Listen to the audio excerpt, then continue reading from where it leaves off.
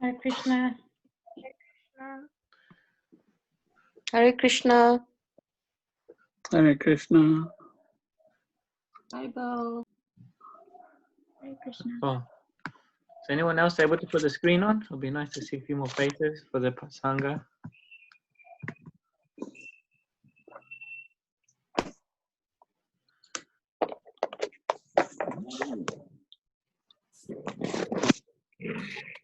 Or at least if you're asking some questions, then you can have the screen on. It's helpful.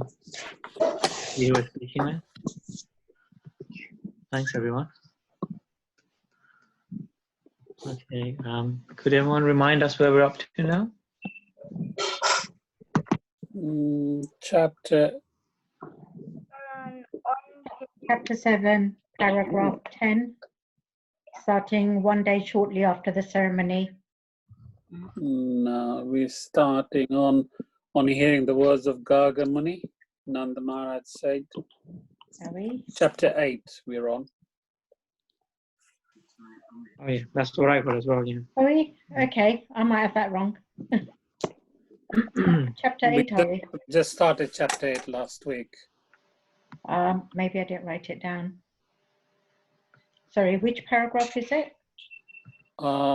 It's probably depending on which book you have. But third or fourth paragraph on hearing the words of Garga Muni, Nanda Maharaj said. Yeah, got it. Thank you.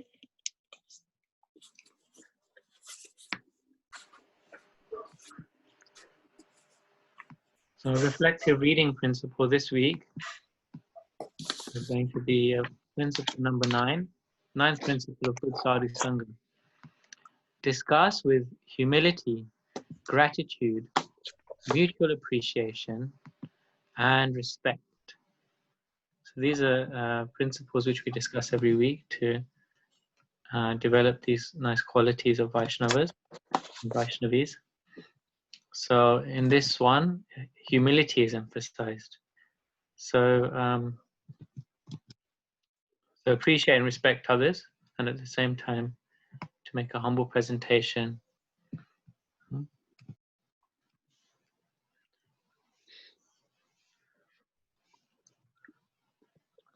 Essentially, this is saying, at least to me, what it's saying to me is give credit where credit is due, isn't it? If we know something, then it's not our credit. And if someone else shares something, then, you know, appreciate that they're giving something as well to the group. It's a part of their offering to the group also. So that's how I kind of take that. So let's start by singing the invocation prayer, which is from the introduction. Krishna, Krishna, Krishna, Krishna, Krishna, Krishna, Krishna, Hey. Krishna, Krishna, Krishna, Krishna, Krishna, Krishna, Krishna, Hey. Krishna, Krishna, Krishna, Krishna, Krishna, Krishna, Rakshamam. Krishna, Krishna, Krishna, Krishna, Krishna, Krishna, Pahimam. Ram Raghava, Ram Raghava, Ram Raghava, Rakshamam. Krishna Keshava, Krishna Keshava, Krishna Keshava, Pahimam. Oh, I just lost the page again. Got it. Okay. Do we have anyone volunteering for reading? Not yet. If you wish to read, then please put your name in the chat box, a number, and we'll follow the order of the reading order from there.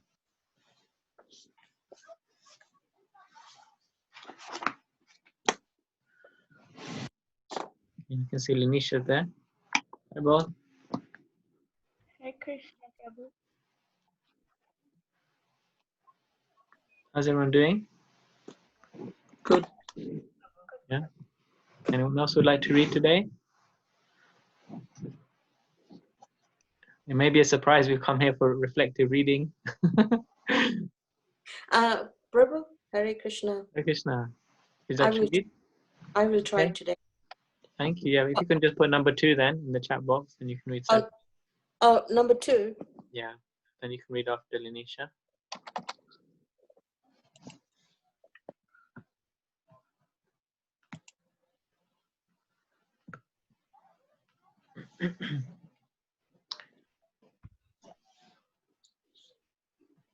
All right, I think we can make a start. We've got 2 readers. If anyone else feels inspired on the way, don't be shy. Otherwise, you're gonna have to hear me more and more. I speak every week anyway. So Linisha, would you like to start, please? Yeah, okay, Prabhu. On hearing the words of Gargamuni, Nanda Maharaj said, "If there is such danger, then it is better not to plan any gorgeous name-giving ceremony. It would be better for you to simply chant the Vedic hymns and perform the purificatory process. We belong to the twice-born caste, and I am taking this opportunity of your presence. So please perform the name-giving ceremony without external pomp." Nanda Maharaj wanted to keep the ceremony a secret and yet take advantage of Gargamuni's performing the ceremony. Right. So this is a conversation which is continuing from the previous week, isn't it? Does anyone remember what's about to take place? The name-giving ceremony. Right. Yeah. Okay. So it's revealed here that this ceremony is going to be a secret, isn't it? Why is the ceremony going to be a secret? Does anyone know? Because Gargamuni is Vasudev's family priest, Mm-hmm. and if it got told that Gargamuni was there giving name to Nand's son, Krishna, then people would start suspecting that, well, that's actually Vasudev's son. So he said, I was there just to give Balaram his name. Yeah. So yeah, he didn't want to bring on. He didn't want to make a song and dance about it, because otherwise, if Guns comes to know, he doesn't want to like cause trouble. That's right. Yeah. So a secret because he wanted to keep this secret from King Kamsa, that this child was in the house. So how many have been to a Namkaran or naming ceremony before? Has anyone been to a naming ceremony? Yeah. So it's quite a nice occasion, you know, where all the family members are there, and you know, like the little baby's there, and you know, you have obviously the ceremonial function, and then it's like, what's the name gonna be? Ta-da, you know. So at least I remember for my daughter's name giving ceremony, it was quite a lot of fun, because you know, you can reveal the child's name. So so they couldn't do that with Krishna. So you can see why it's like made a big thing that it was a secret, because it's supposed to be, as it says here, a very pompous kind of ceremony. You know, it's supposed to be very grand and elaborate, and festive. Yeah. Okay, Linisha, you want to read on? Okay, Prabhu. When Gargamuni was so eagerly requested by Nanda Maharaj, he performed the name-giving ceremony as secretly as possible in the cowshed of Nanda Maharaj. He informed Nanda Maharaj that the son of Rohini would be very pleasing to his family members and relatives, and therefore he would be called Rama. In the future, he would be extraordinarily strong, and therefore would be called Baladeva. Gargamuni said further, "Because your family and the family of the Yadus are so intimately connected and attracted, his name will also be Sankarshana." This means that Gargamuni awarded 3 names to the son of Rohini, namely Balarama, Sankarshana, and Baladeva. But he carefully did not disclose the fact that Balarama had also appeared in the womb of Devaki and was subsequently transferred to the womb of Rohini. Krishna and Balarama were real brothers, being originally sons of Devaki. So Balaram's given 3 names, isn't it? Yeah. So Balaram, or Rama, Baladev, and Sankarshan. Yeah, and the explanation is given for each name there. And so who is Rohini then? Does anyone know? Let's hear from someone who hasn't spoke yet.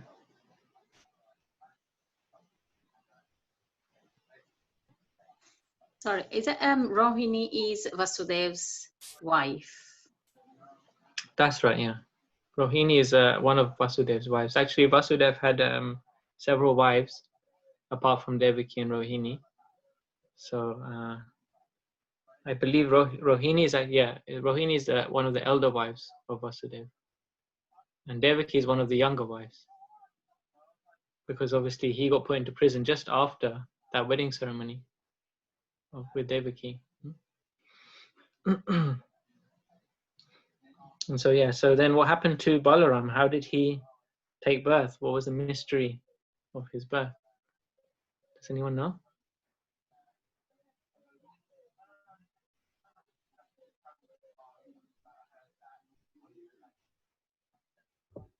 From the womb of Devaki, the baby was transferred to Rohini. Yeah, and so what did King Kamsa think of that? Anyone? Hare Krishna Prabhu. Hi Krishna.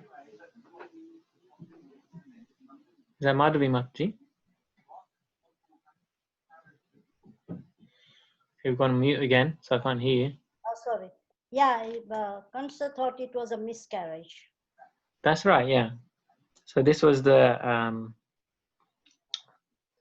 act of Maya Devi. She did this, huh? Yoga Maya. Yeah. So she wanted to bewilder Kamsa. So she moved Balaram from one womb to another womb. And therefore he's known as Sankarshan. Okay. Anyone else would like to comment or question? Just jump in, don't wait for me to have to ask. Sorry, Hare Krishna.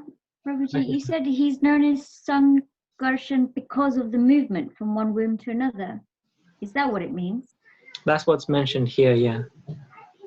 There's other meanings as well. So it's mentioned here because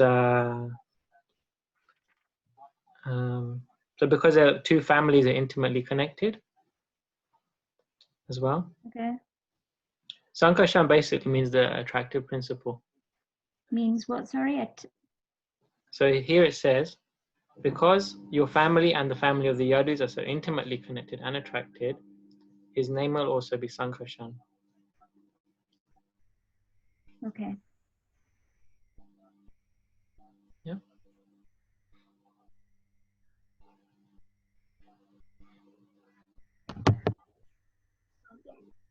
Garga Muni then informed Nanda Maharaj, as far as your son is concerned, this child has taken different bodily complexions in different yugas, millennia. First of all, he assumed the color white, then the color red, and then the color yellow, and now he has assumed the color black. Besides that, he was formerly the son of Vasudeva, therefore his name should be Vasudeva as well as Krishna. Some people will call him Krishna and some will call him Vasudeva. But one thing you must know, this son had many, many other names and activities due to his different pastimes. Okay, so Garga Muni is gradually now going to reveal Krishna's position, but in a very kind of subtle way. Huh? So he's saying that this child has taken birth in different millenniums, because of course Krishna says in Bhagavad Gita, Yada yada hi dharmasya, glane bhavati bharata bhutanam dharmasya tadatmanam shichamyaham. So Krishna always comes again and again to establish religion. So there's three principal incarnations which are being discussed here. Yeah, and each incarnation has a different complexion, a different skin complexion, different skin color. So in the first yuga, what color was it? White. Okay, so that was the Satya Yuga. And then in the Treta Yuga, which is the second age, the color is?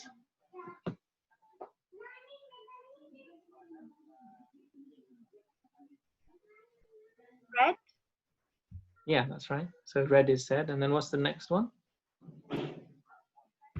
yellow, And then? then black. Yeah.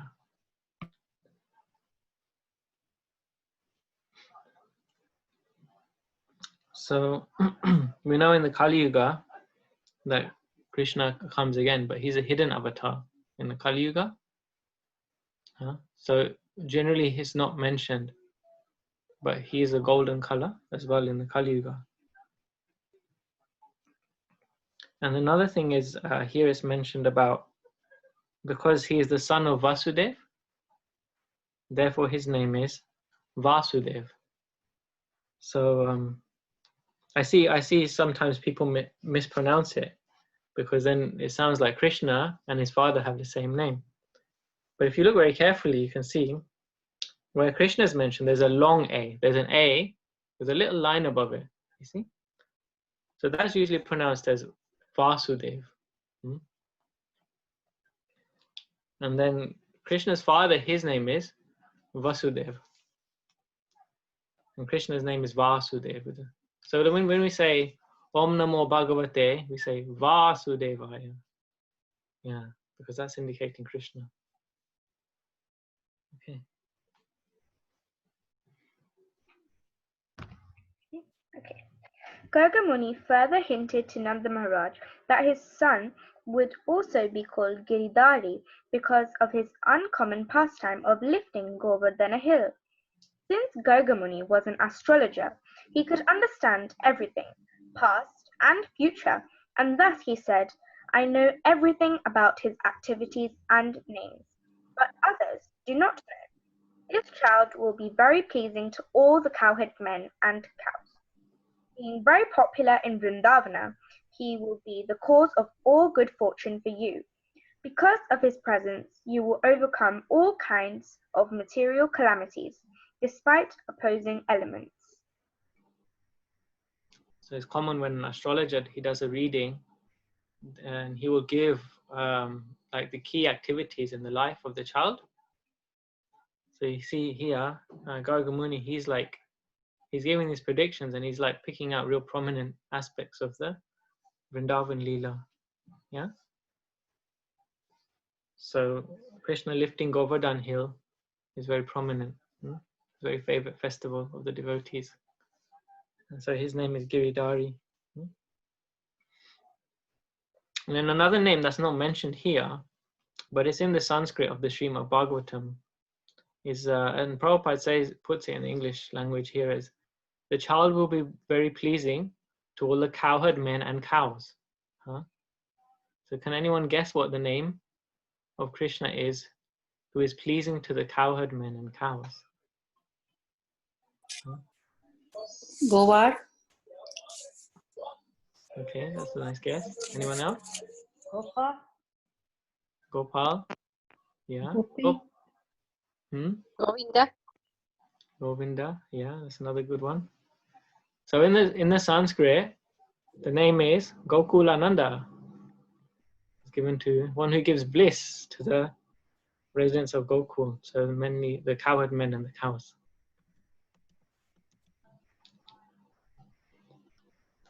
Would you like to continue? Yeah, okay, Prabhu. Garga Muni continued to say, My dear king of Vraja, in his previous births, this child many times protected righteous persons from the hands of rogues and thieves whenever there was a political disruption. Your child is so powerful that anyone who will become a devotee of your boy will never be troubled by enemies.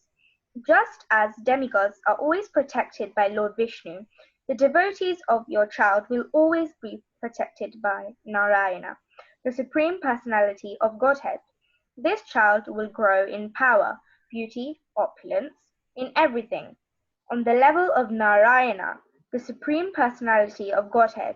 Therefore, I would advise that you protect him very carefully so that he may grow without disturbance.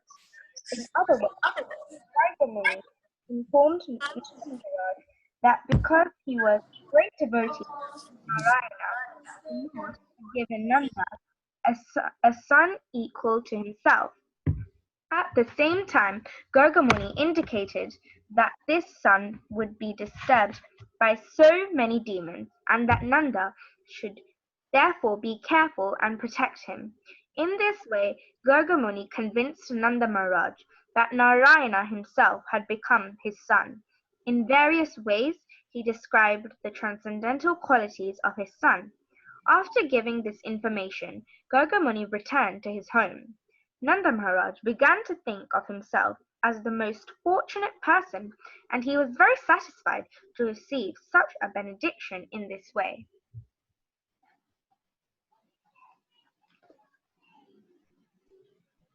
Yeah, so he explains in a kind of in a quite subtle way that Narayan is his son. He says that your son is on the level of Narayan. He says, isn't it? So he puts it in that way. But then, of course, because Nanda Maharaj, he has such an affection for his son, he forgets like that his son is God, because he just sees his son as his little boy.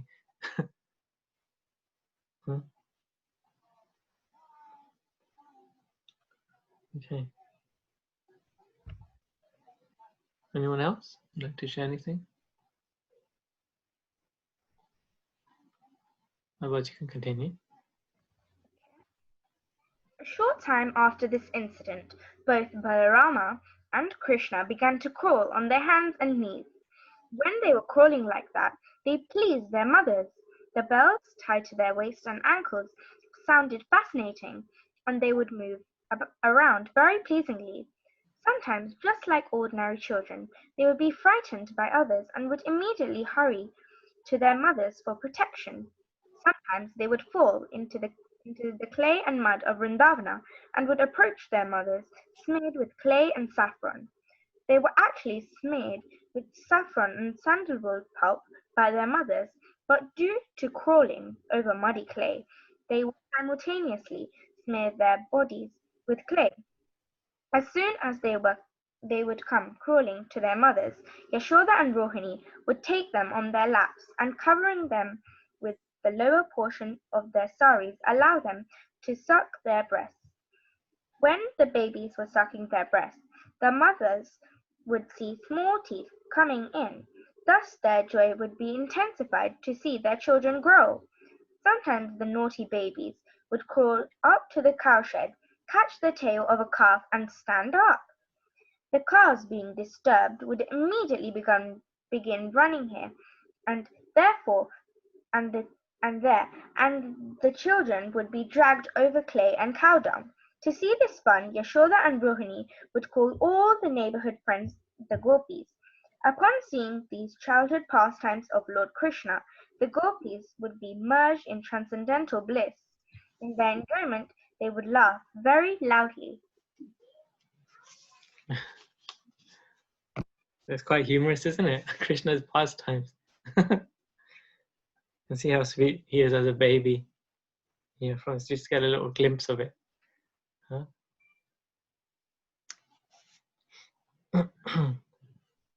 So there's some nice little bits of detail that I mentioned there about how they would crawl and they can't quite stand, and they would hold the cow's tail, so they're barely just balancing.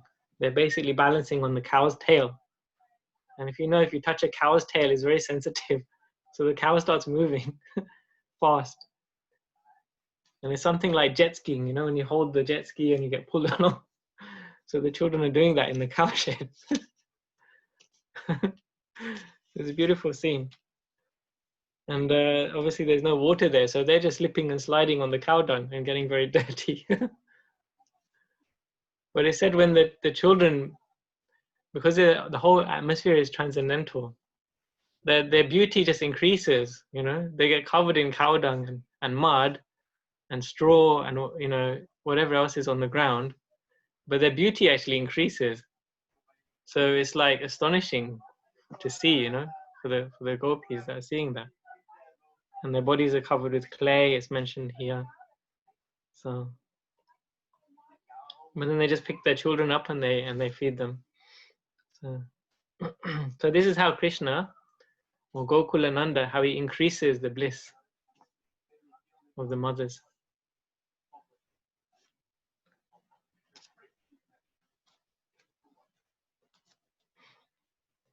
Okay.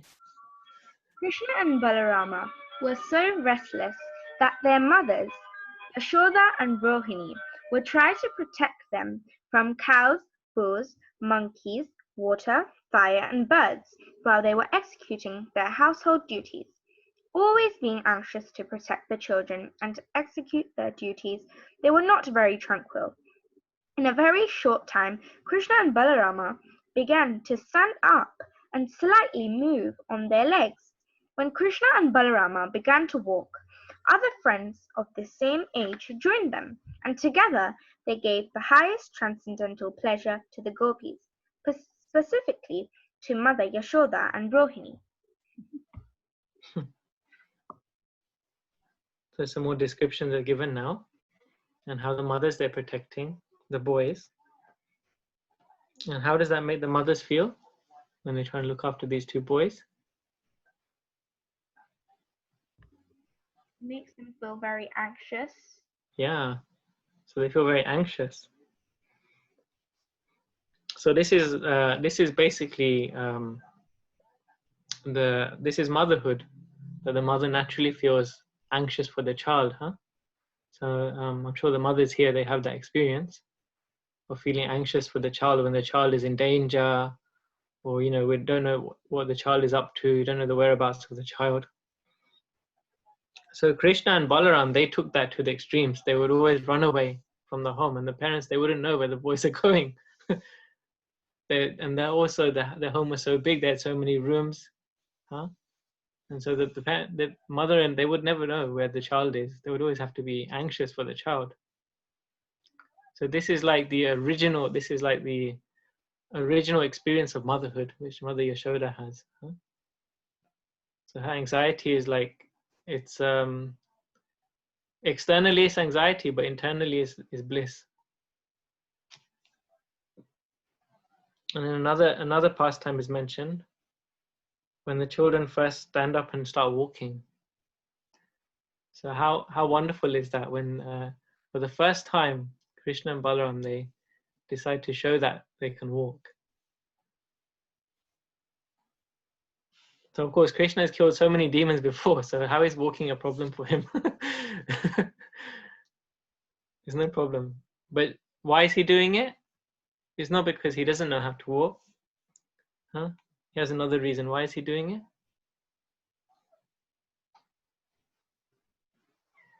It's giving pleasure to all the gopis and Mother Yashoda and Rohini. Yeah. So they're just doing all of these things, and it says here just to give the highest pleasure, highest transcendental pleasure.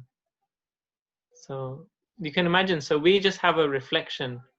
The mothers, they will, in this world, the mothers will have a reflection of what it's like, how much happiness you feel when the child first walks. You don't forget that for your whole life, huh? Then when the child is grown up and goes away from home, the child is walking off to university. The mother still remembers when that child is a baby and when the baby took first steps. And that's always in the mind of the mother, that my baby's going now. My baby's going away to university, to work, to whatever it may be. So here, like when Krishna and Balaram are doing this, how much more pleasure it will be, because it's in the spiritual world.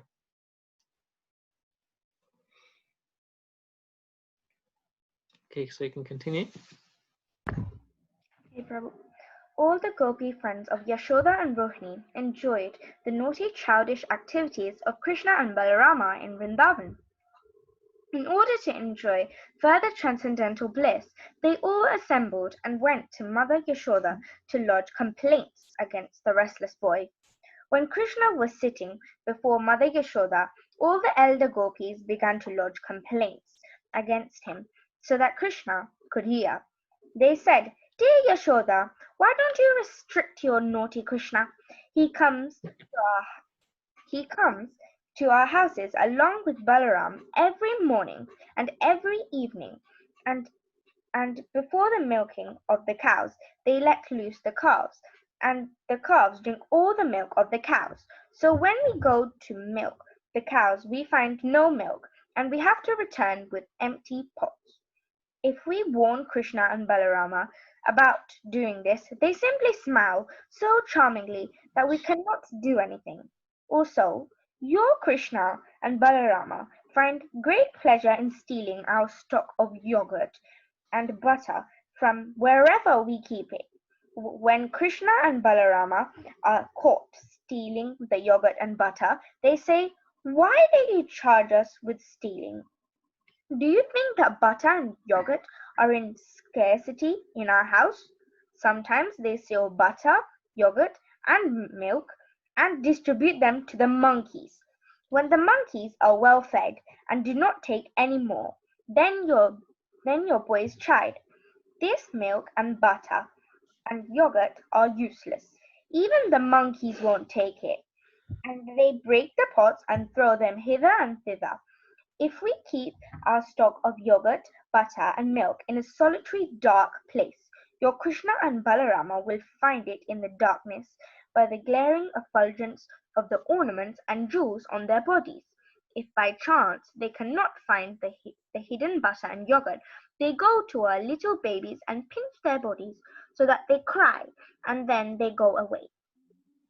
If out of fear of these naughty boys, we keep our stock of butter and yogurt high on the ceiling, hanging on a swing, although it is beyond their reach, they arrange to reach it by piling all kinds of wooden planks over the grinding machine, and if they cannot reach, they make a hole in the pot.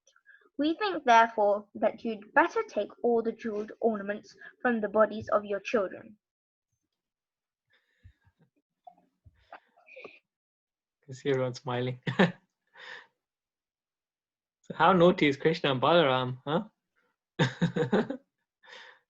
It's just beginning. So everything has a cause and effect, huh? So in Vrindavan, it's the same. That the cause is to give Krishna pleasure, and the effect is you become more pleasurable yourself. You enjoy the pleasure of Krishna and Balaram's pleasure. So everything is happening just to increase Krishna's pleasure, and Krishna is doing everything just to increase the pleasure of the residents of Vrindavan. So it's not that they have to work very hard, actually. Even though they have so many cows and so much land to look after, if someone in this world had to do that, it would just, there'd be so much obstacles. But for them, everything is just, one blissful moment after the next.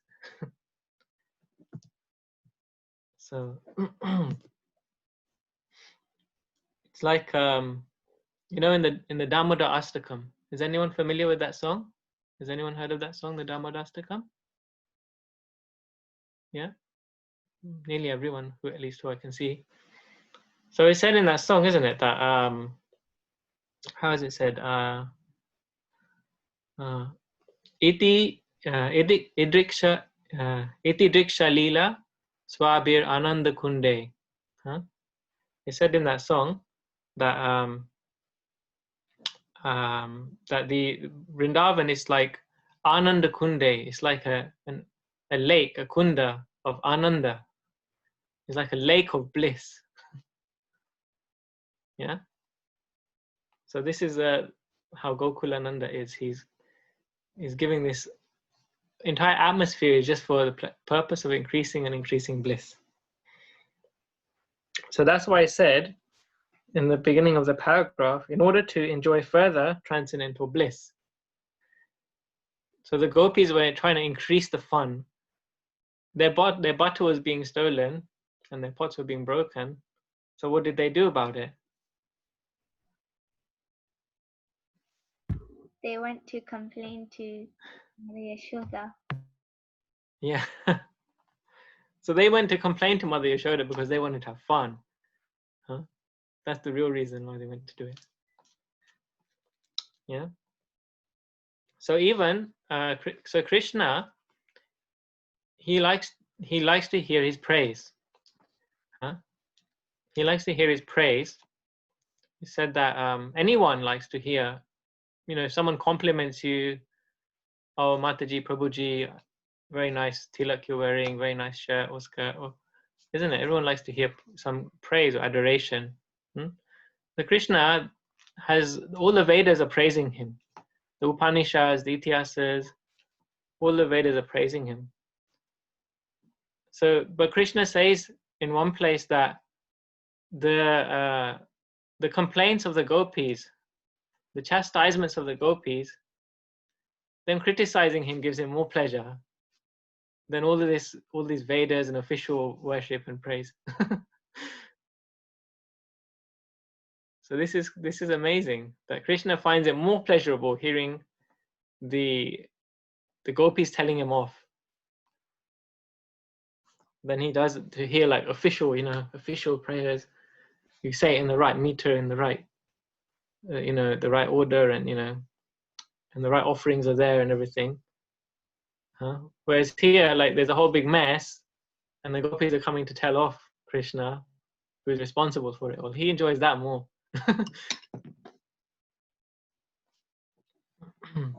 So what else does Krishna do? What is mentioned in this paragraph? Did anyone pick up anything else which Krishna did? Once the gopis came to praise Krishna, even to complain to Krishna.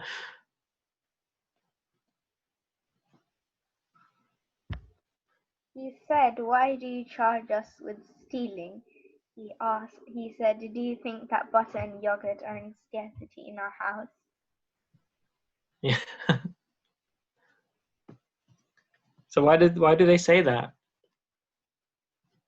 Does anyone know?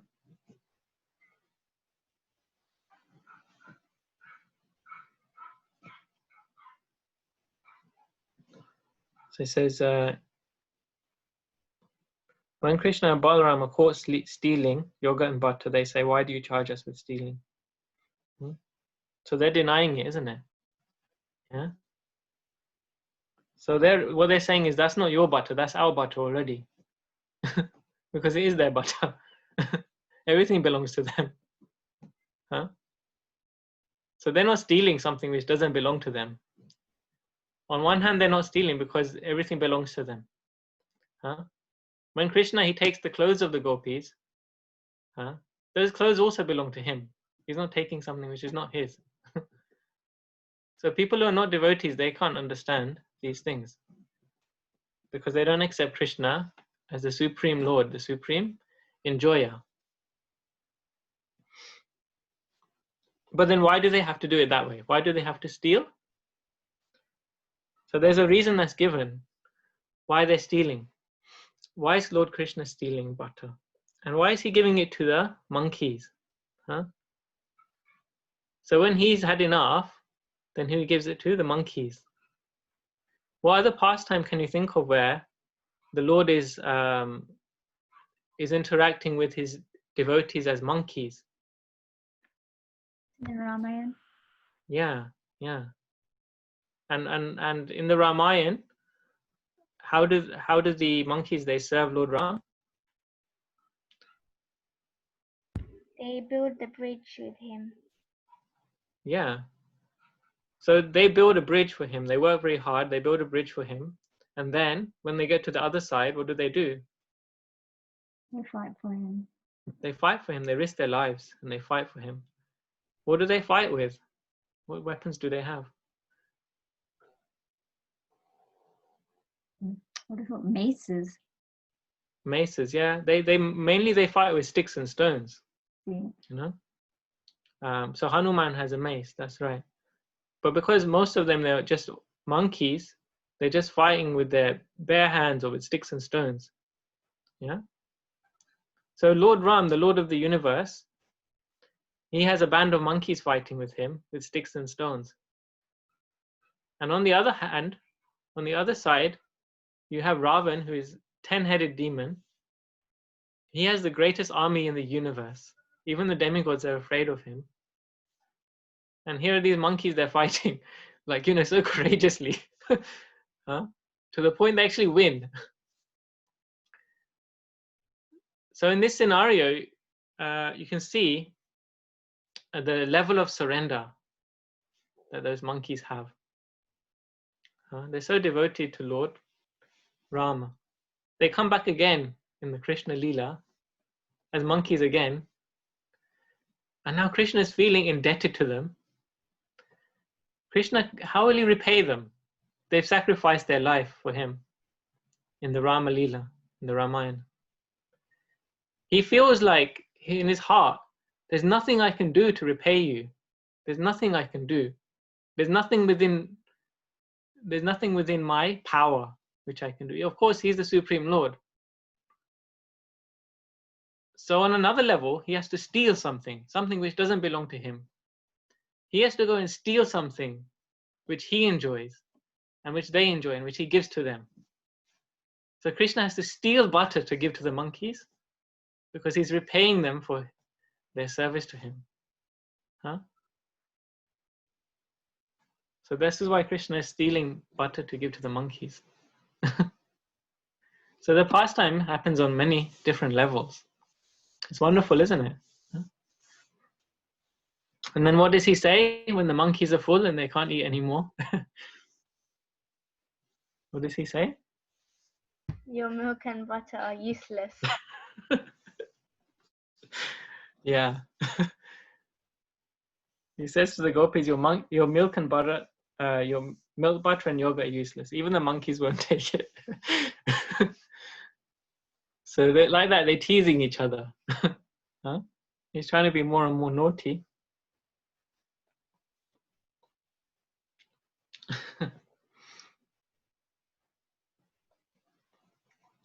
So then they have to increase their level of this pastime. So what do the gopis then go and do?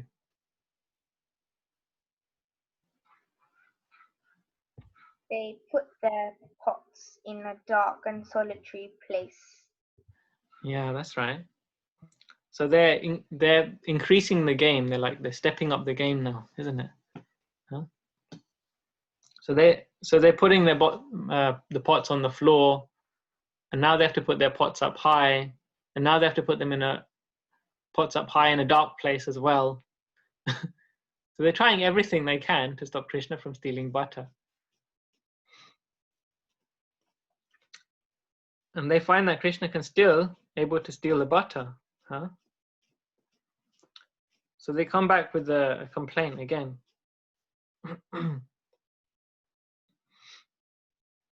So they're saying that all this jewelry which the boys are wearing, that's preventing that's helping them to see the butter.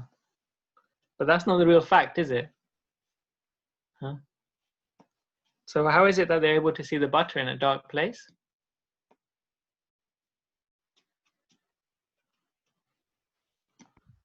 Krishna is the Supreme Lord. Can see in the dark as well. Yeah, you can see in the dark. That's right. And it's also mentioned, I think, here. Is it mentioned? So because they have a glaring effulgence as well. So their bodies, the bodies are also radiant. Huh? That's why I said that Nama Mishwaram Satchidananda Rupam. They have a body which is made of Satchit Ananda. It's made of eternity, bliss, and knowledge. So it's naturally effulgent. It's not made of like the material elements of this world. So they're shining bodies. And from that they can see. And then they take up the game one other level because they're going to Mother Yashoda and saying that the boys are stealing and we can't hide our things in a dark place, so take away the jewelry. But then their boys, they're effulgent, their bodies are effulgent. So what else do they do? Can anyone pick up what happens next?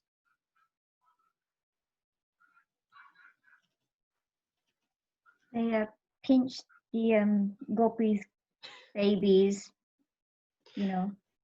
So yeah, because I can't seem to find the pots of butter, so they get annoyed. Yeah. They're so naughty. So they go and they go and harass the little baby children as well, isn't it?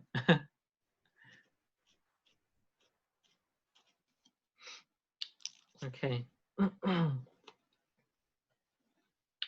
Anything else mentioned here? You say about if they cannot reach, they make a hole in the pot. Oh I yeah. think therefore you'd better take all the jewel ornaments from your police. So this is another thing they do. They break holes in the pots. Yeah. Mm. And they use like wooden planks over the grinding machine so that they can reach the things that are high up. Yeah, because little boys like that, right? They like to build things and put things together, and this plank goes here and that one goes there, and then so they're having so much fun. They're just like, okay, let's pull this plank along and that one, and then put this one here and there, and then one boy goes on it and falls, and then the next boy goes and puts it another way, and and so it's bit by bit they're like making this kind of structure so that they can climb up.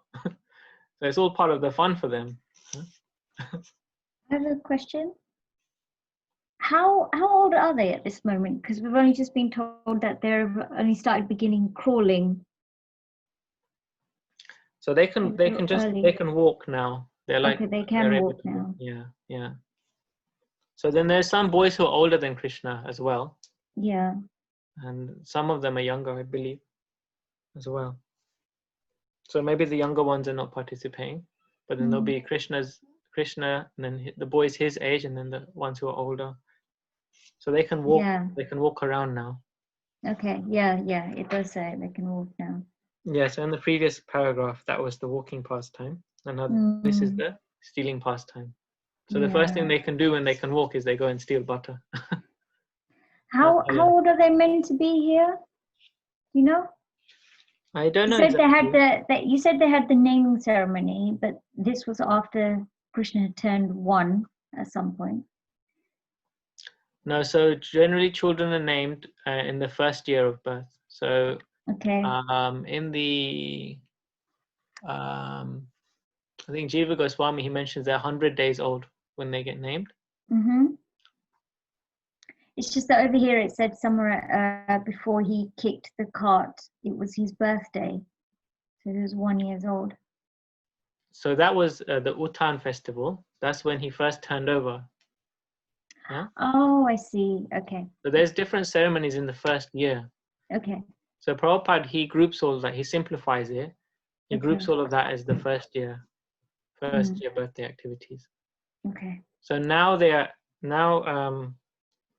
more than one because they're walking. So that's what. So that the order would be. The first ceremony was they did the first Abhishek when Krishna was born. That's on Nandotsava, which you read about. Yeah. Then the next one would be the when Krishna turns over from his back to his front, or maybe it was his front to his back. I can't remember. Yeah, I think it's from his back to his front. And then that's another festival. So that happens, and then that's where the cart demon is killed. And then another pastime is the name giving ceremony. So that's like at 3 months old, and then it skips some time, and then it comes up to the boys can crawl and then they can walk. So when they're crawling, they're being pulled by the cows. You read about that, yeah? And then when they're walking, they're stealing butter.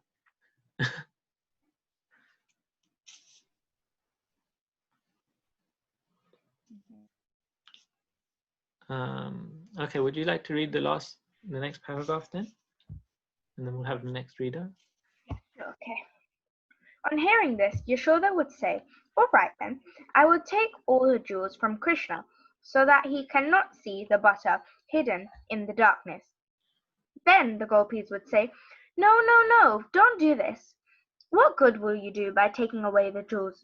We do not know what kind of boys these are, but even without ornaments, they spread some kind of effulgence, so that even in the darkness they can see everything."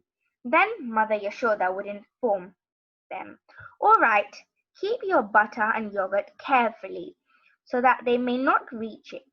In reply to this, the gopis said, "Yes, actually, we do so.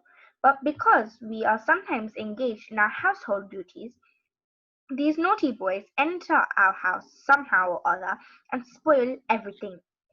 Sometimes, being unable to steal our butter and yogurt out of anger, they pass urine on the clean floor and sometimes spit on it.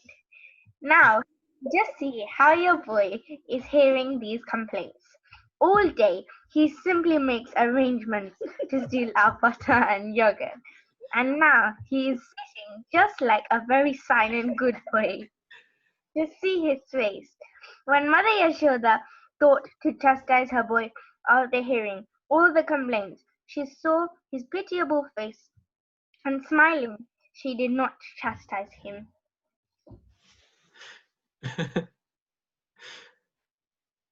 What can we say?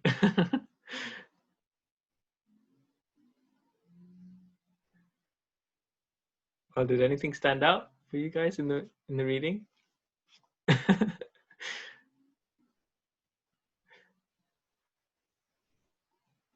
Open to share. Krishna likes yogurt and butter. Makanjor. That he does, yeah. Makanchur. So why does Krishna like yogurt and butter? Anyone know? Why do you think Krishna likes yogurt and butter?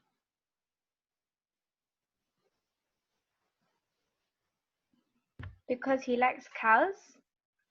Yeah, that's right. Because he loves cows. Yeah. So yeah, that's why his name is Gopal, the protector of the cows.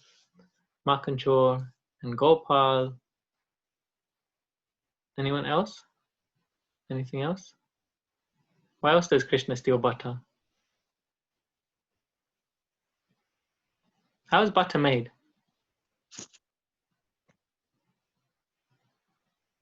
Uh, Krishna.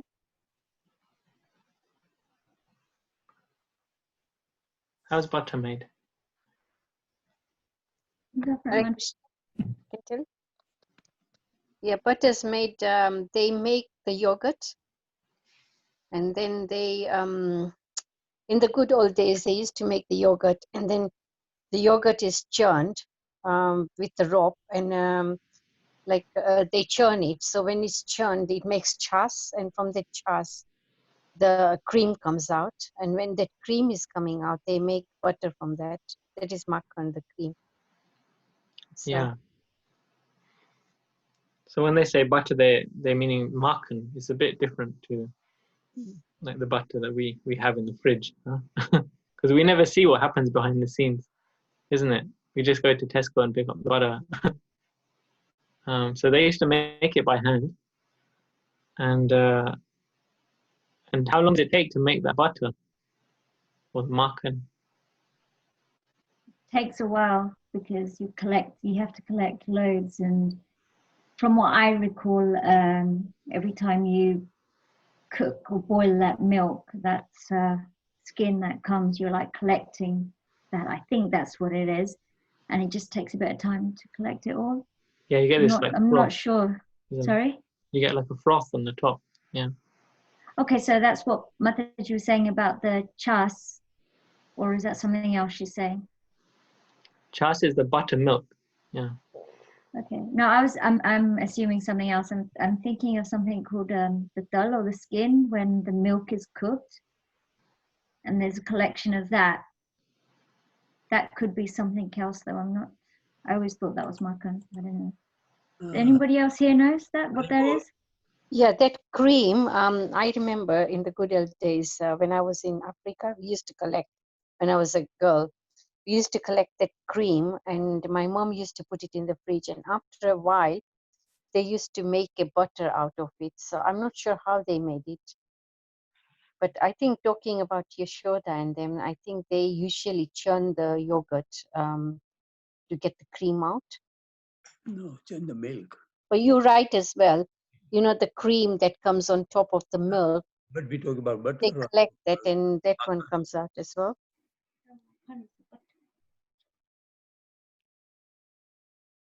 Satyanarayan Prabhu, did you want to add something? We can't see you today. No, I can switch it on. I'm not on there. I'm on behind the Right. screen. Anyway, you can hear me. Where is it? Yeah. Sorry, I'm behind the laptop trying to prepare Okay, for that's someone lucky enough. else. So, doing service. Listening. You know, I can say if you want to, even we can make a makhan here. If you take a long bottle and if you take a creamy milk, a little bit warm it up, put in a bottle, and if you keep on shaking, all the makhan comes on top. I have done that quite a number of times, and I have offered to my Gopal. Maybe we should have a class with you on making makhan. Yeah. So we can attract Krishna the way that you do.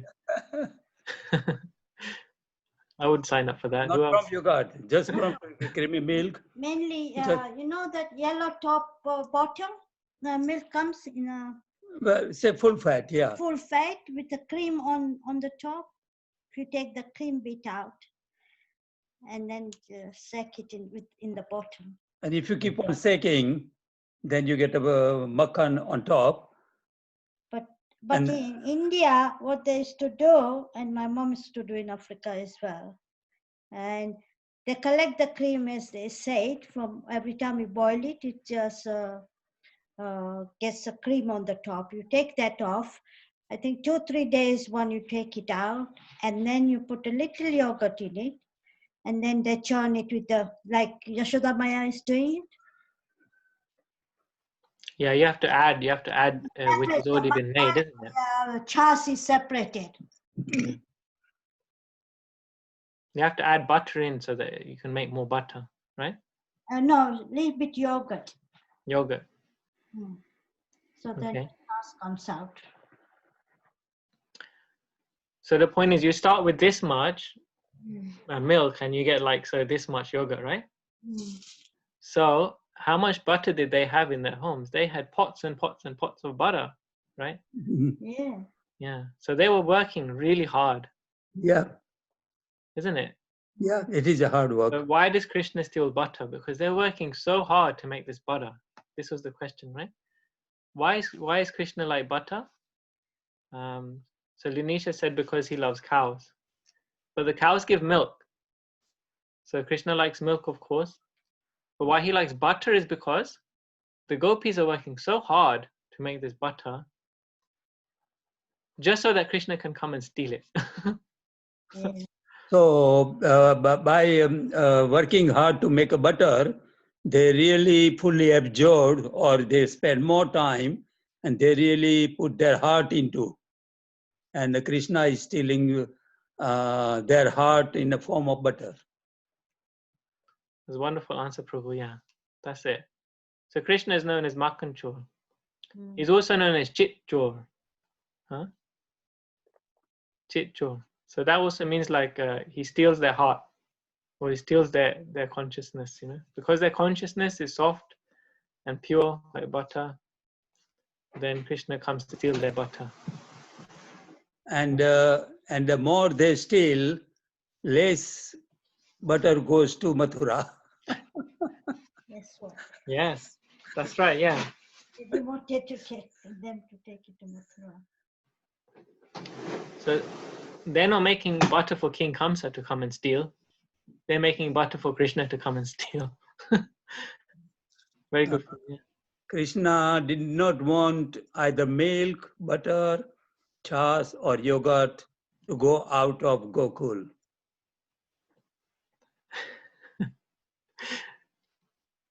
Yeah. So this is all the wonderful reasons why Krishna is known famously as Makanchur. So the gopis, they would try everything to stop Krishna from stealing the butter, but he would find new ways of stealing the butter. And so they would enjoy coming to Mother Yashoda to complain, just to see that face of Krishna, because they're standing there complaining, Krishna did this, Krishna did that.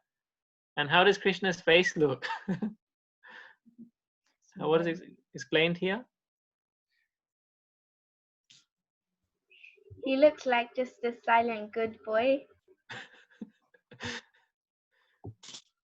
So that look of Krishna is like, it's priceless.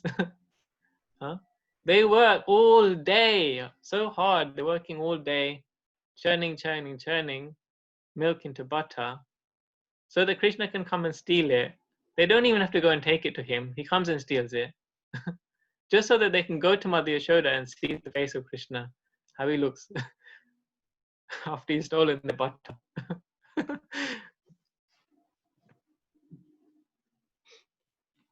So you can see what's happening, that they're working hard, and there is basically like, their heads are burning and their hearts are melting. Their heads are burning with this frustration, but then when they go and see Krishna, then their hearts are melting. And What to speak of the other things which Krishna is doing? And Because I think indirectly Krishna is trying to give a message.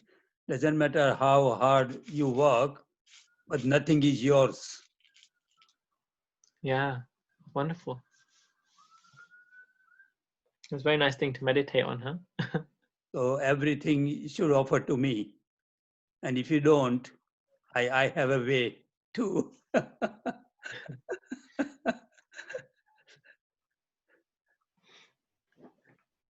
So we see in our own homes, we may have a deity or murti of Krishna, of Gopal, or like that. So we think generally that that Krishna is living in my home.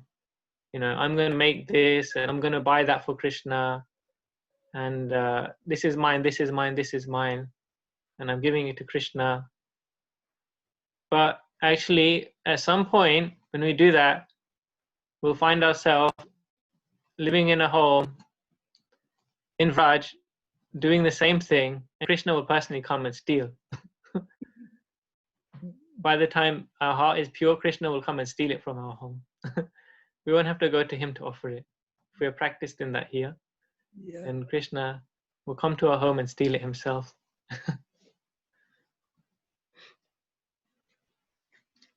And if nothing else, he'll come to your home and pass urine on your floor. So you have to clean that. As he's doing here also.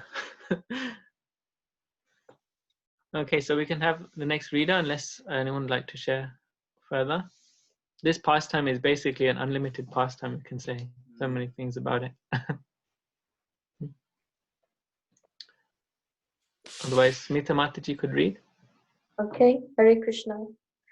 Another day when Krishna and Balaram were playing with their friends, all the boys joined Balaram and complained to Mother Yashoda that Krishna had eaten clay.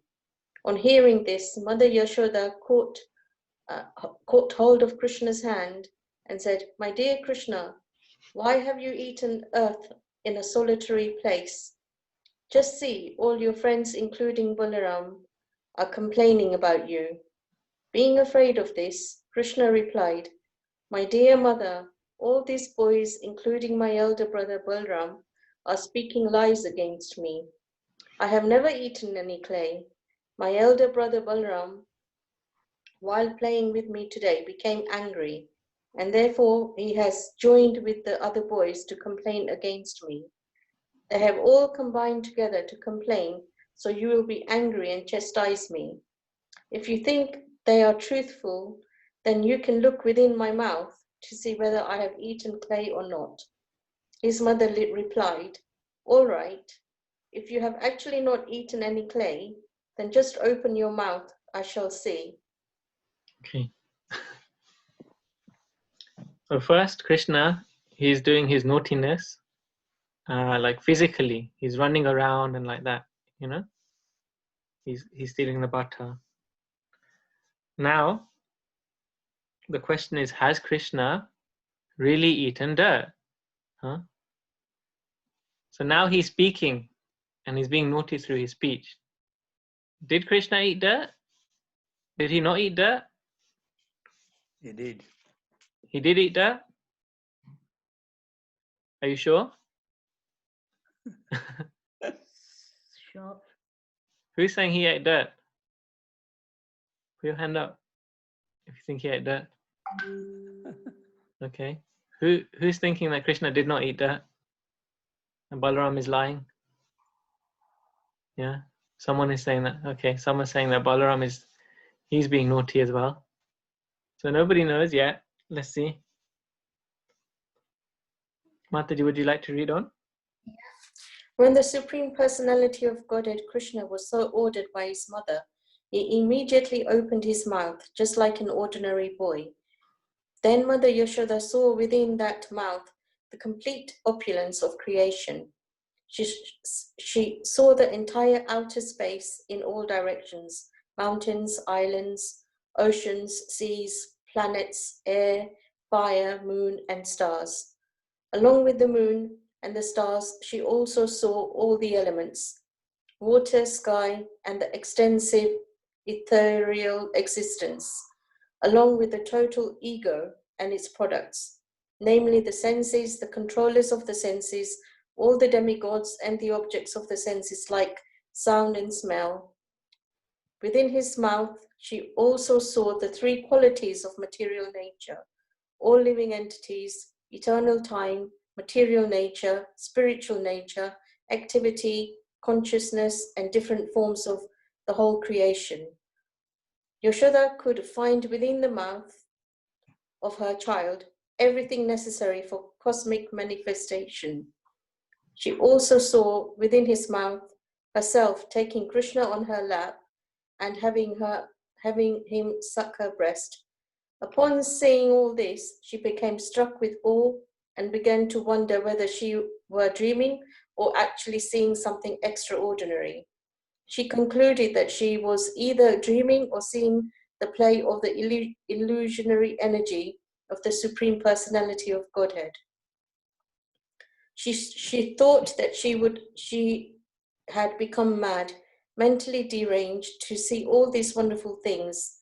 Then she thought, it may be cosmic mystic power attained by my child, and therefore I am perplexed by such visions within his mouth.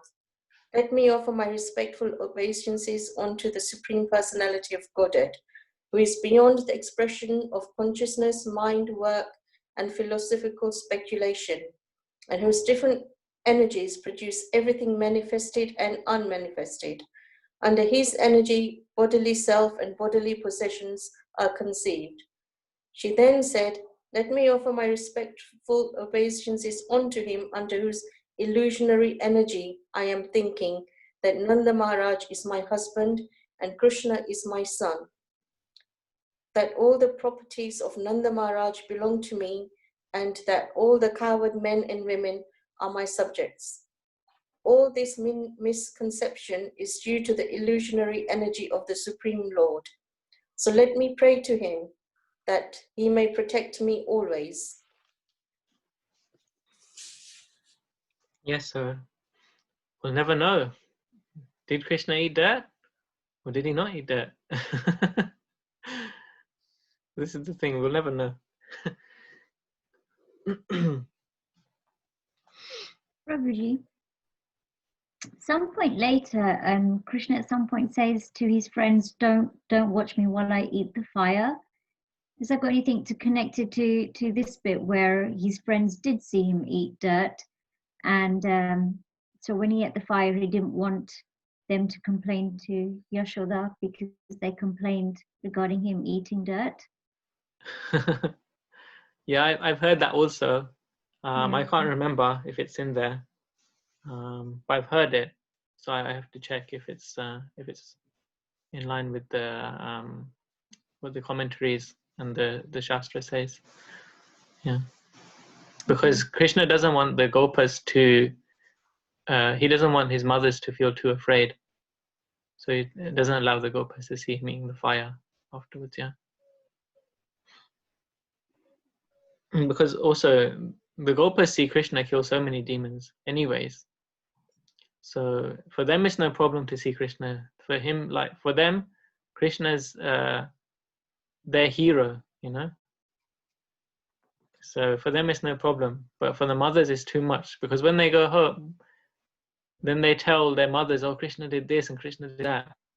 He doesn't want them to, the mothers to hear that he ate the fire. Yeah.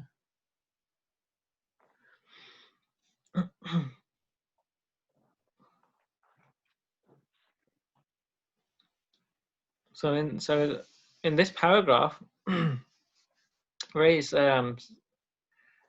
complete description is given of the cosmic manifestation. Yeah, the Vedic science is complete. There's no gaps of knowledge in the Vedic science of everything from the top to the bottom of creation, everything in between, and all the interrelations and how it all connects together. Yeah. So all of this is called Sankhya, the understanding of the different elements of creation. So Mother Yashoda, she's seeing one thing after the next thing, after the next thing, after the next thing in the creation. And this is making her feel struck with awe. She's feeling this whole sense of awe and reverence, awestruck.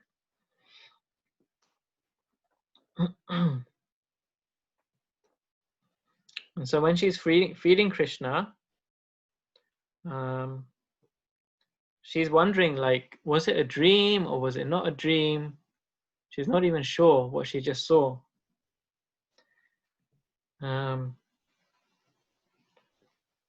And so it's explained in the Nectar of Devotion that some of the symptoms of the ecstasy or the bhavas that the pure devotees have, they can manifest in these very extreme ways. So they can manifest as madness or being mentally deranged, which is described here. So she's thinking she's gone mad, you know. She's thinking, what did I just see? Like I opened my child's mouth and I saw the entire universe. And I even saw myself inside his mouth, you know, and it was such a real experience for her. So the only thing she could relate to was a dream, that this must be a dream. Or she's thinking, like, have I just become mad? So Hare Krishna. Hare Krishna. Yeah, another thing, she thinks it might be a dream because she's so excited, and even if she tells someone, no one would believe, would they? Yeah, so she can't reveal her mind. No. Yeah.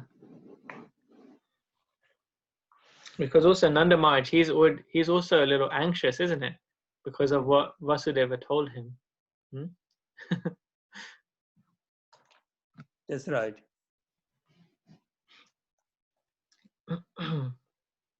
So then what does this result in then? So how does she go forward? Then it's explained. So then she decides to offer prayers to the Lord to protect her child. So this prayer, I found it very interesting. If I could, I just read it again. So she's saying, let me offer my respectful obeisances unto him under whose illusory energy I am thinking that Nanda Maharaj is my husband and Krishna is my son, that all the properties of Nanda Maharaj belong to me, and that all the coward men and women are my subjects. All this misconception is due to the illusory energy of the Supreme Lord. So let me pray to him that he may protect me always. So she thinks of herself. I found this very interesting because she thinks of herself just like an ordinary living being. She just thinks of herself as an ordinary mother with an extraordinary child. Huh?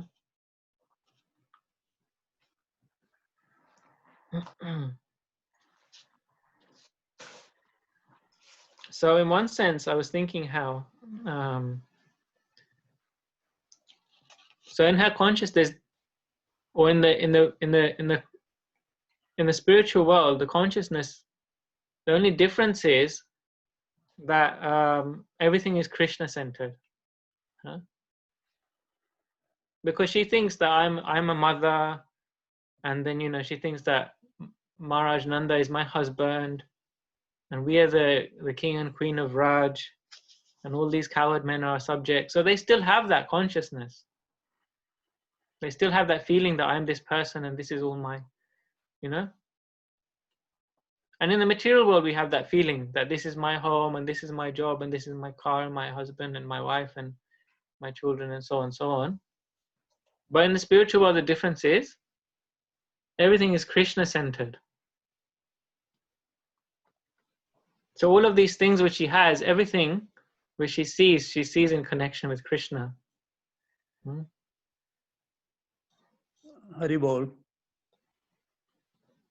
Hare Krishna. Yeah, also she may be thinking, well, I mean, not to say maybe, she was thinking they were herself and Nan Maharaj, they were very, very wealthy people, right? Yeah. Wealthy personality. But saying all this in Krishna's mouth, she started thinking there is something beyond that, Yeah, Krishna is showing that he has so much opulence, huh? That's right. Yeah. That's another point, yeah.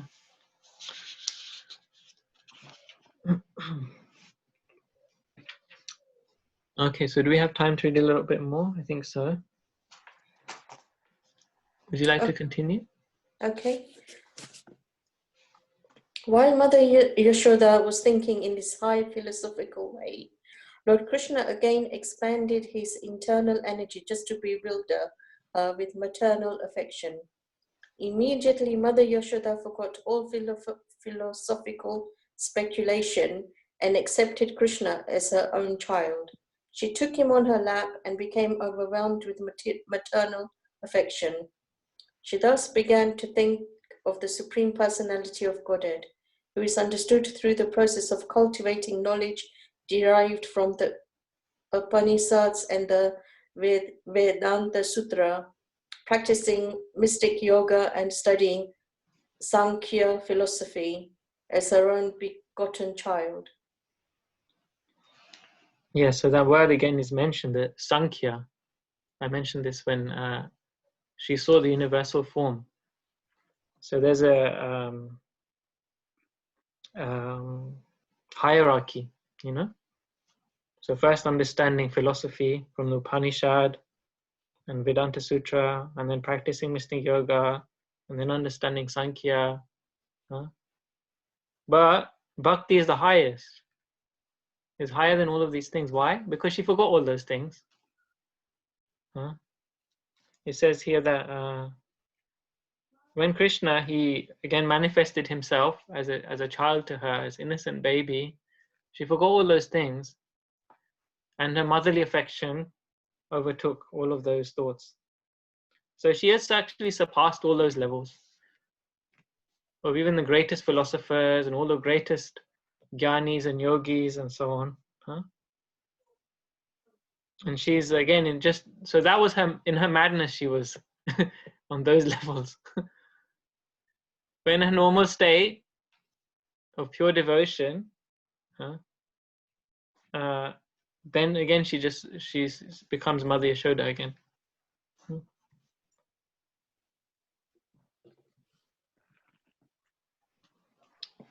So she's controlled by this internal energy of Krishna, by the Yoga Maya, so that she can maintain her position as Mother Yashoda.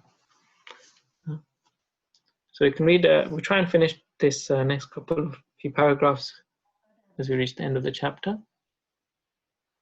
You want me to carry on, or? Yes, please.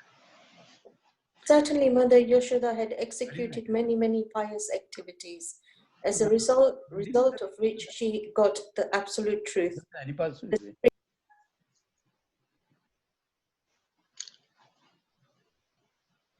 Sorry, Prabhu, did you want to ask something? We were going to comment. Oh, myself, sorry. Okay, no problem. You can continue. Yes, Haribol.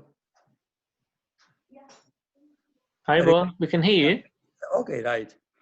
Now, what also I noticed from this paragraph and other pastimes, Krishna showed Yashoda my completely higher level, right? All these universities and everything. So that's a higher level.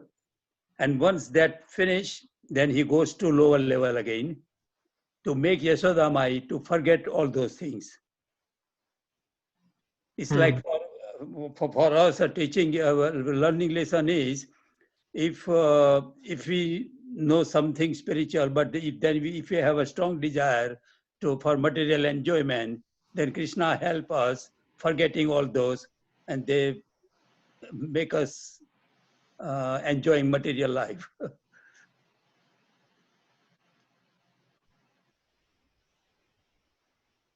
Okay, yeah. So so she had an understanding on this higher level of philosophy. Is that what you're saying? Yeah. Okay. But then again, he wanted to remain Yashoda Mai's child as a normal child. Yeah.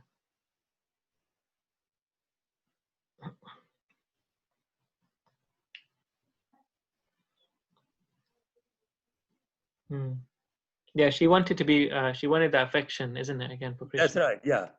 Yeah. Mother and child affection. She enjoyed that more. Yeah. Yeah. Actually, that is the higher thing, isn't it? So the affection which he had is higher. Yeah. Yeah. Okay. Thank you, Prabhu. Okay, you can continue now, please. Smita Mataji. I think you're on mute, though. Sorry. That's all right. So I'll start from the paragraph again, or? Sure. Certainly, Mother Yashoda had executed many pious activities, as a result of which she got the absolute truth, the Supreme Personality of Godhead, as her son, who sucked milk from her breast. Similarly, Nanda Maharaj also must have performed many great sacrifices and pious activities for Lord Krishna to become his son and address him as father. But it is surprising that Vasudeva and Devaki did not enjoy the transcendental bliss of Krishna's childhood pastimes. Although Krishna was their real son, the childhood pastimes of Krishna are glorified even today by many sages and saintly persons, but Vasudeva and Devaki could not enjoy such childhood pastimes personally. The reason for this was explained by Sukadev Goswami to Maharaj Parikshit as follows. So this is going back now to the discussion in the Srimad Bhagavatam, because the pastime is being told by Shukadev Goswami to Maharaj Parikshit. So as part of that discussion, this is their own realizations that they're giving. So they're just thinking about how brilliant the position of Mother Yashoda is, how brilliant the position of Maharaj Nanda is. Huh? It's higher even than the position of Vasudeva and Devaki. And that's going to be explained now. If you could please read forward. Okay. When the best of the Vasus, named Drona and his wife Dhara, were ordered to increase progeny by Lord Brahma, they said unto him, Dear Father, we are seeking your benediction. When we take birth again within the universe, may the Supreme Lord Krishna, in his most attractive feature of childhood, absorb our whole attention. May our dealings with him be so powerful that simply by hearing of those childhood activities of his, anyone will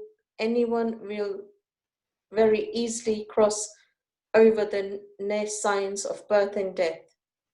Lord Brahma agreed to give them the benediction. As a result, the same Drona appeared as Nanda Maharaj in Vrindavan, and the same Dara appeared as Mother Yashoda, the wife of Nanda Maharaj.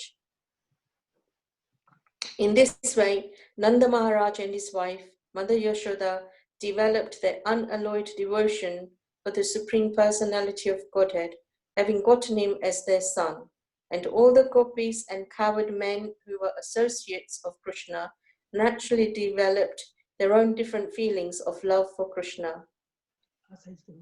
Therefore, just to fulfill the benediction of Lord Brahma, Lord Krishna appeared along with his plenary expansion, Balaram, and performed all kinds of childhood pastimes in order to increase the transcendental pleasure of all the residents of Vrindavan. Thus ends the Bhaktivedanta purport of the 8th chapter of Krishna, Vision of the Universal Form. Thank you, Mataji, for reading. Thank you very Thank much. you very much. Hare Krishna. Hare Krishna. So, these last few paragraphs, Sukadeva Goswami is explaining how Yashoda and Nanda Maharaj achieved this position of being the foster parents of Krishna. So in one sense, actually they are the eternal parents of Krishna, and just as Devaki and Vasudeva also the eternal parents of Krishna, but still they go through this pastime of taking birth in the material world and performing their austerities as Prajapatis, or they have the service of it, populating the universe. And by doing that, the austerities, they got the blessings of Lord Brahma. And what did they ask as a benediction? From the blessing of Brahma, they asked that they want to have a child. They want their dealings with their child to be so powerful that just by remembering or just by hearing the activities of this child and the dealings of the mother and father, just by hearing about it, someone would be able to get out of this material world. That was the benediction they wanted. So this is actually really amazing, really, really amazing. The service attitude of Nanda Maharaj and Mother Yashoda. So I know we're just on 9 o'clock now, so just if you wish, you can stay a few more moments. Because it's very interesting that the name of Krishna's mother is Yashoda. Yashoda. What does Yashoda mean? Does anyone know? What does Yashoda mean? To see if anyone knows the answer. Yes means fame. Yeah. And Da means? Da means to give. Yeah, to give, yeah. Yeah. Yashoda. Yashoda, Mother Yashoda means one who gives fame. To others. Actually, as I understood it, maybe one way of looking at it is that Mother Yashoda is one who gives fame to Krishna. This is a very amazing thing. That Mother Yashoda is the one who's giving fame to Krishna. Krishna is famous. He's anyways God. But not famous like how we're hearing in this pastime. No. Not famous as a butter thief. Not famous as a naughty little boy who eats dirt. And so many other activities we read about. So Mother Yashoda, she prayed that let me make my child so famous. So she is the one who's giving fame to Krishna. She is, by her activities, by her interactions, as it says here, by her dealings with Krishna, he is becoming famous as the butter thief and so many other names which we are fond of Krishna for. So I thought this was a very amazing thing. which is being revealed here. I know we're over time, so we can maybe end here unless anyone has any burning comments and questions. Welcome to share now.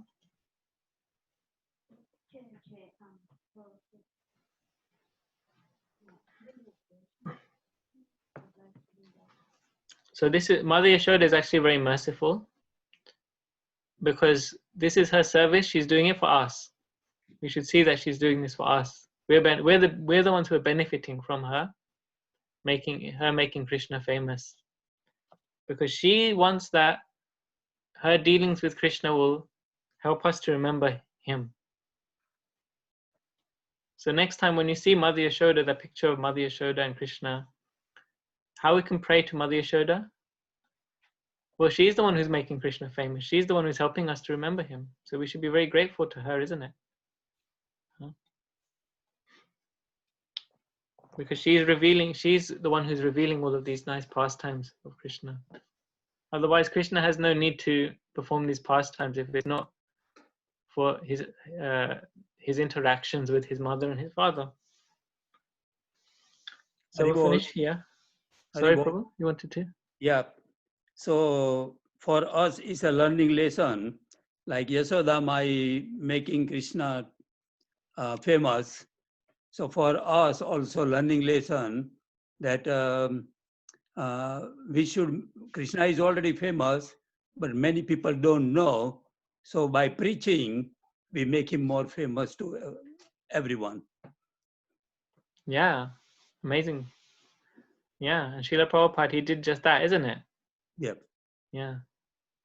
So we can assist Srila Prabhupada in that mission of making Krishna famous. Means to give Krishna to others. Yeah.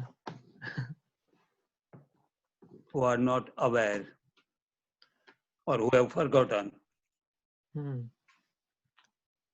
Yeah, that's a wonderful point to finish with.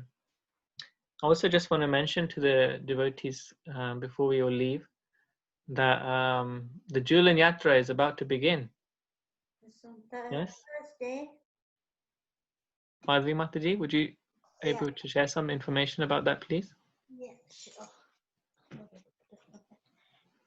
Yeah, Julan Yatra starting Thursday. But we'll be having it so straight. We'll be having darshan on Thursday, Sunday and Monday. Sunday timing. No, 4 to 6. No? I believe it's 4 to 6. Yeah, 4 to 6. And you'll be able to swing as well. So. Oh, is it convo? Yeah, you will be have an opportunity to swing as well. Sunday and then Monday. Okay. So Sunday and Monday, if you're able to go to ISKCON London, Soho Street Temple, then you will have the wonderful opportunity to participate personally in the pastime of Krishna in the Swing Festival. Yeah, so wonderful. We thought we won't be able to do it, but last minute everything has been decided, and we are just preparing for that. Yeah. At home. And tomorrow evening we'll be delivering that. We can't go in and do what we were doing, but we prepare, and then Mom Support is going to put everything together. I guess you're preparing the Julan, is that right? Julan decoration. You know, we do the backdrop and that, and garlands and all that. I had a feeling that's why you didn't have your camera, because you were so busy. And outfit for more, no, that's for the Balaram. Oh, that's a Balaram. For Appearance Day, and just finished the big outfits for Radha Krishna. I mean, they're done in Vrindavan, but we have to, if it doesn't come up right, I have to do the mending. So that's for Balaram Appearance Day. It's for Balaram Appearance Day. So last night I was up until 12 o'clock doing that up. Today me and Somya been doing it. And then tomorrow morning I'll have to do the switch for the swing, because we put a switch on the swing, because when they're swinging, offer the switch, so they have switch while they're having it. And then distribute. And that is distributed to devotees. So very interesting. So next year, if anybody wants to help, they can help. Come forward. Yeah, fortunate you both are. Like, Somehow we were nice missing it. opportunity. Krishna, see Krishna, how Krishna reciprocates you when you're really missing it and you really want to do the service with full heart and for him. It just reciprocates you, and service even comes at home, doesn't matter. So what do you all think? Mataji's given an open invitation to come and help. Don't miss out. Around Thank you. going on. Yeah, anybody wants to. That's what it is. Giving Krishna is that way as well. We give Krishna to everybody, engage, and then they pass it on. And our generation, how long we are going to be there? I don't know. We hope for a long, long time still. Yeah.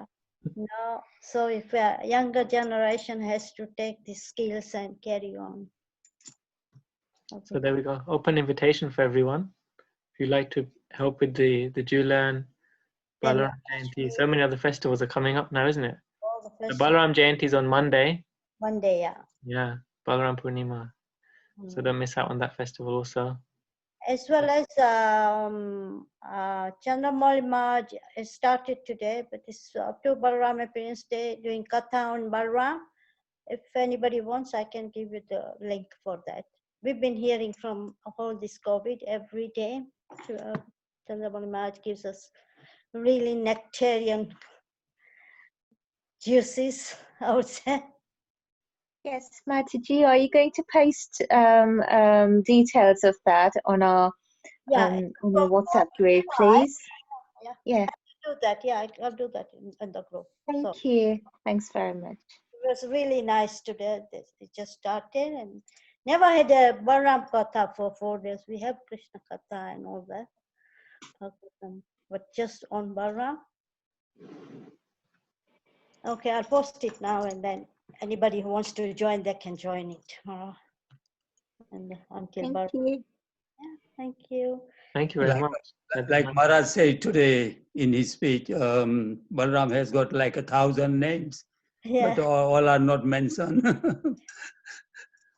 And he's going to speak on some of the names and what you call it, important of that names, how they relate activities tomorrow. So it will be pastimes of Balaram and Krishna, so that will help us as well, because we are reading Krishna book.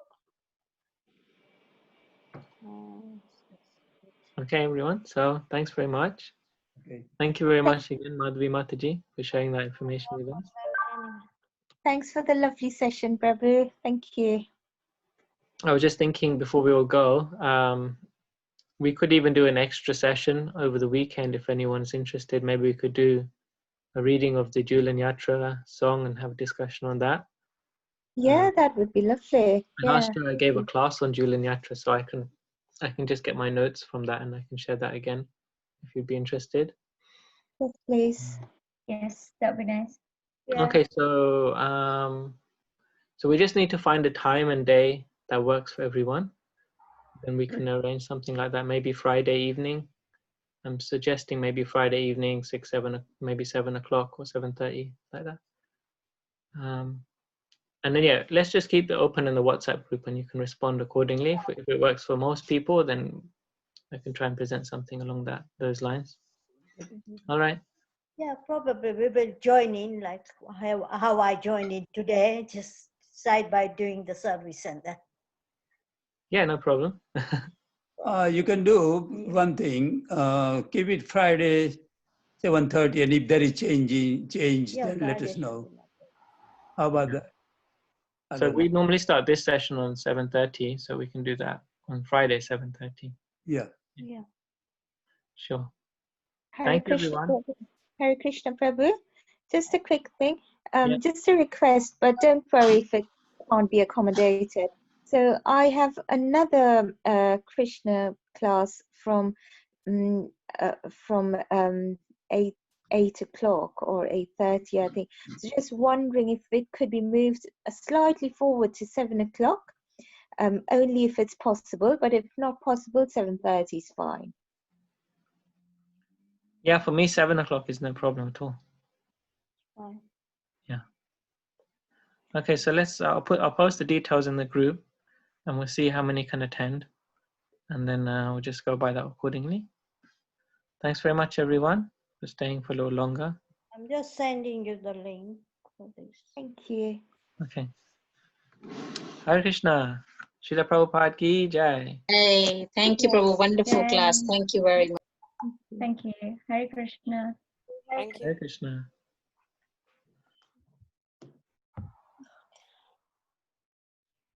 Thank you. Krishna.